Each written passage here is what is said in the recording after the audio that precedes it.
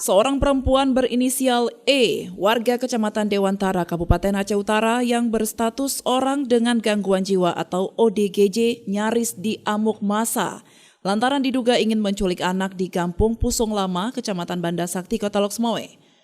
Kerusuhan tersebut terjadi pada Selasa, 14 Februari 2023. Ratusan warga kampung setempat saling tolak-menolak hendak memukuli ODGJ.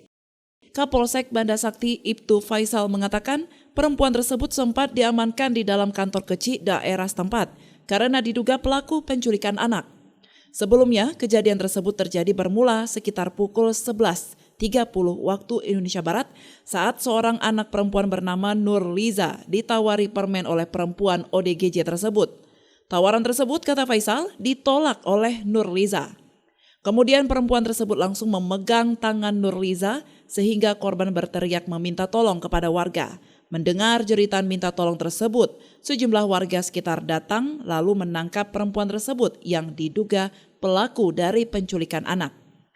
Kapolsek Banda Sakti juga menghimbau kepada masyarakat agar lebih berhati-hati dalam melihat sesuatu apabila belum jelas kebenarannya dan jangan terpengaruh. Sedangkan kepada orang tua untuk lebih ketat dalam menjaga dan mengawasi anak-anaknya. Kejadian di Pusong itu ada berapa orang anak-anak yang ditawarkan permen yang diduga pelaku penculikan yang akan menculik anak-anak. Jadi karena anak-anak ini ketika diajak bicara dan dikasih permen, anak-anak ini takut tidak terima. Tidak mau menerima permen, bahkan lari meneriakan masalah penculikan. Jadi masyarakat spontan dengan masyarakat spontan keluar semua dan begitu dilihat oleh perangkat desa bahwa sudah ramai masyarakat situ sudah berkerumun di saat mau dinaikkan beca entah dibawa kemana, terakhir diarahkan ke kantor kecil. Diarahkan ke kantor kecil untuk diamankan sementara dan tidak lama kemudian kecil telepon saya. Telepon saya, kami anggota Polsek. Begitu sampai ke TKP ternyata masyarakat sudah ramai. Saya koordinasi dengan Polres dan saya komunikasi juga dengan Bapak Kapolres untuk menyampaikan berita tersebut.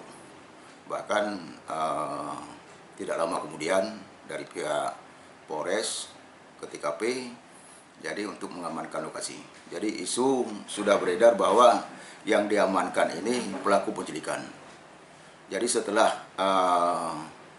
kita melakukan penyelidikan, jadi bahkan ada keluarganya yang datang itu yang menyatakan bahwa yang bersangkutan ada sedikit gangguan jiwa dan ada penyakit ayan.